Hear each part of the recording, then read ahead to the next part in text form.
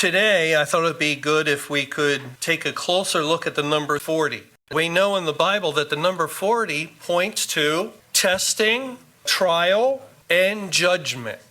I don't know if you were aware of that, but it does point to judgment along with testing in some places. But let's look at how it points to testing first. In Matthew chapter 4, verse 1, it says there, "Then was Jesus led of the Spirit into the wilderness to be tempted of the devil. And when he had fasted 40 days and 40 nights, he was afterward a-hungry. And when the tempter came to him, he said, If thou be the Son of God, command these stones be made bread." And then it continues. So Christ goes into the wilderness and he doesn't eat. He has no food for 40 days and 40 nights. And Satan comes and tempts him. It's like when Satan entered into the Garden of Eden and tempted Eve. Of course, Eve and Adam fell for it and were deceived and committed sin and disobeyed God. And that's what Satan was trying to do. Get the Lord Jesus Christ to disobey God on whatever point. Satan doesn't care. He doesn't care in anyone's life on what area you're disobedient. He just wants you to be disobedient. So if he could get the Son of God, eternal God himself, to disobey him on whatever matter, then he would have the same victory over God that he had over man created in God's image. And of course it didn't happen. God, the Lord Jesus, did not sin and rebuked him. And it says in verse 10, "Get thee hence, Satan, for it is written, Thou shalt worship the Lord thy God, and him only shalt thou serve." But the important thing we're looking at is the number 40. Jesus wasn't fasting for 38 days in the wilderness, but 40 days and 40 nights. There's a doubling of it too. God could have said he fasted for 40 days. And we would assume that included the nights, because that's how we use our language.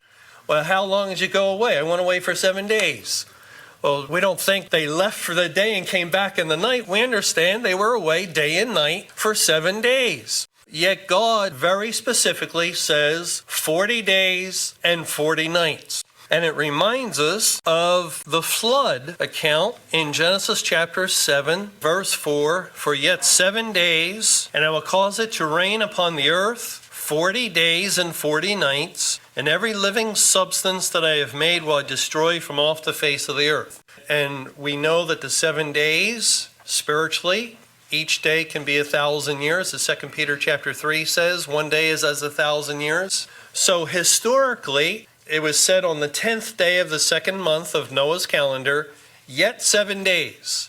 And then the 7 days passed.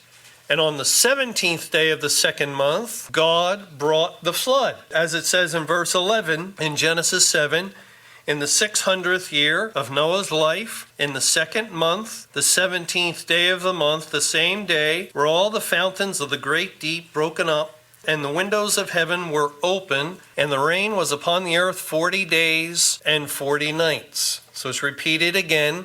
On the 17th day of the second month, it began to rain. And how long did it rain? 40 days and 40 nights.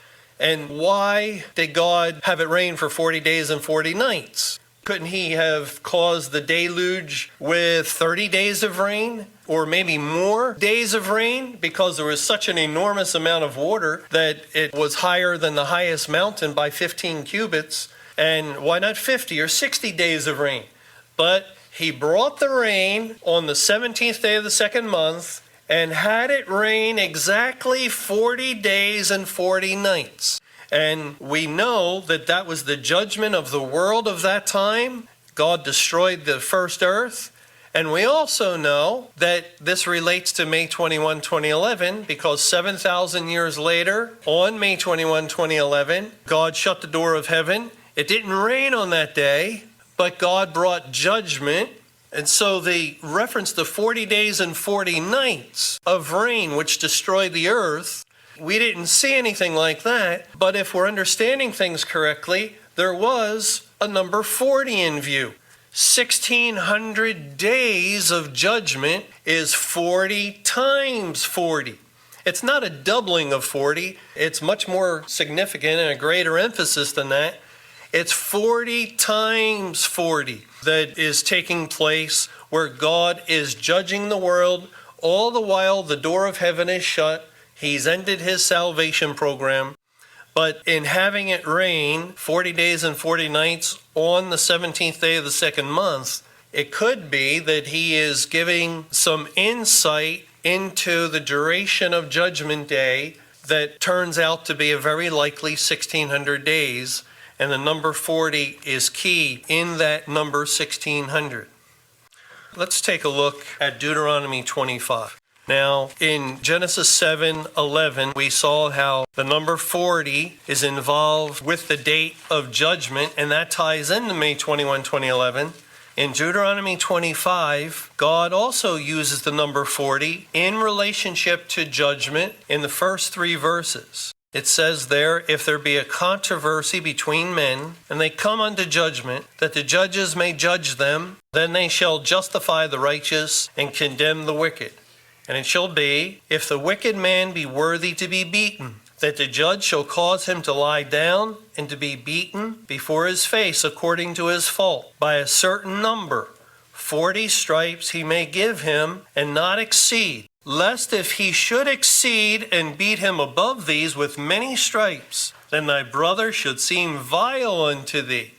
So the Lord is saying that in judgment, the judge may pronounce a judgment of 40 stripes. He cannot pronounce 41. And we know, since God is under his own law, this means the law of God indicates there's a limitation to the wrath, to the punishment of God concerning sin. There cannot be a place called hell where people suffer forever and ever without end, because there's no limitation on the punishment. And God does speak of Judgment Day as the meting out of stripes in Luke chapter 12. Remember where he says that there are some that receive more stripes and others less stripes? Those that knew his will receive more. Well, that means more wrath in the day of judgment. But there's a limitation according to the law of the Bible. 40 stripes you may give. What's that tell us about 40? It's the maximum. It's the limit. It's the completion of punishment. You can't go beyond 40, because if you do exceed 40, you've broken the law of God. Now, of course, 1600 days is more than 40 days. But it's a spiritual principle that God is establishing with 40, that there must be a set limitation. A just judge cannot just continue to beat someone with no end in sight forevermore. This law alone proves there is no eternal place called hell and eternal wrath upon the wicked. That would be a violation of Deuteronomy 25 in these 3 verses. So we know that. But also, God is indicating that 40 is involved in judgment, and 40 has to do with the maximum penalty in wrath. In administering the stripes and pouring out the wrath of God, 40 is set as the final limitation.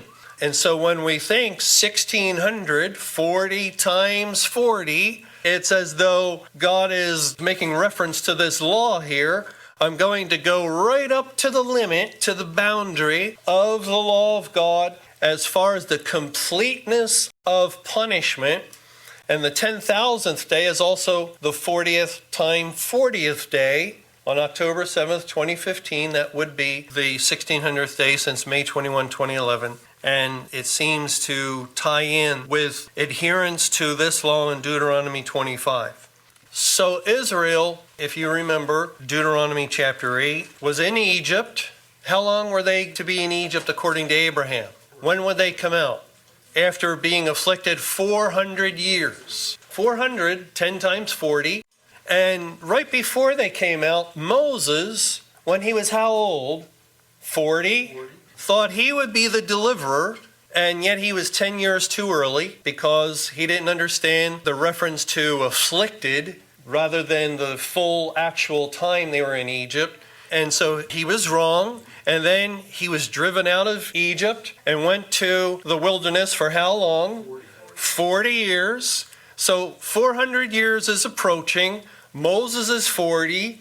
It's not quite right. He leaves for 40 years, comes back 80 years old, which is 2 times 40. And then Israel is delivered from Egypt. But, of course, they're rebellious people. And God has them first search the land, the promised land. And there are 12 spies, each from the 12 tribes, that search the land 40 days. Caleb was one of the chief among them. How old was Caleb when they searched the land? 40.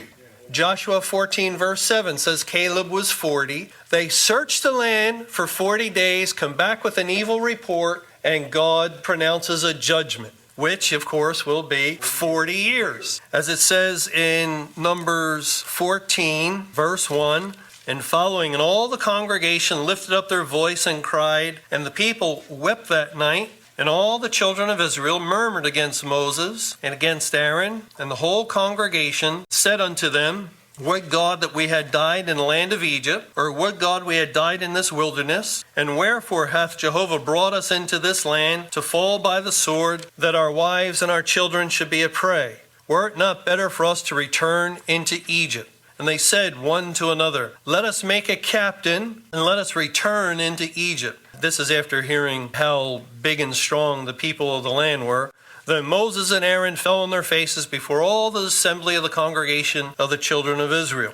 And then if we go down to verse 27, how long shall I bear with this evil congregation which murmur against me? I have heard the murmurings of the children of Israel, which they murmur against me. Say unto them, as truly as I live, saith Jehovah, as ye have spoken in mine ears, so will I do to you. Your carcasses shall fall in this wilderness, and all that were numbered of you, according to your whole number, from 20 years old and upward, which have murmured against me. Doubtless ye shall not come into the land, concerning which I swear to make you dwell therein, save Caleb the son of Jephunneh, and Joshua the son of Nun. But your little ones, which ye said should be a prey, them will I bring in, and they shall know the land which ye have despised. But as for you, your carcasses, they shall fall in this wilderness, and your children shall wander in the wilderness 40 years, and bear your whoredoms, until your carcasses be wasted in the wilderness. After the number of the days in which ye search the land, even 40 days, each day for a year, shall ye bear your iniquities, even 40 years, and ye shall know my breach of promise. I, Jehovah, have said, I will surely do it unto all this evil congregation that are gathered together against me. In this wilderness they shall be consumed, and there they shall die. So is that just a test, or is that a test plus judgment? The 40 years was a punishment for their murmuring. It was to punish them so that they would die as they wandered around in the wilderness, and their carcasses would fall. And God says in Hebrews 3, He's sworn in His wrath that not one of them would enter into that land. So He swears in His wrath, 40 years of wrath. 40 years of testing at the same time. And that's what God has done on May 21, 2011. Not 40 years, and we can be thankful for that. It's not 40 years as far as we can tell, but 40 times 40 days of wrath, 40 times 40 days of testing for the people of God. Now, after 40 years, what happened to Israel? They entered into the promised land. They crossed over Jordan, and they entered into the promised land, which typifies heaven. So our hope and expectation is after 40 times 40 on that day, the last day of tabernacles that God relates to the Gospel of John, and will raise them up. The Bible does relate the last day of tabernacles to the resurrection and to the rapture. That's a fact. And October 7th, 2015 is the last day of the Feast of Tabernacles, and therefore qualified to be the day of the resurrection and of the rapture, in which God will raise up His people. And then the people of God will enter into heaven, after going through the period of testing and period of judgment simultaneously. Well, we can see that as God is using the number 40 in association with Israel in the wilderness, it does relate to this present period of time and points to testing, trial, and judgment.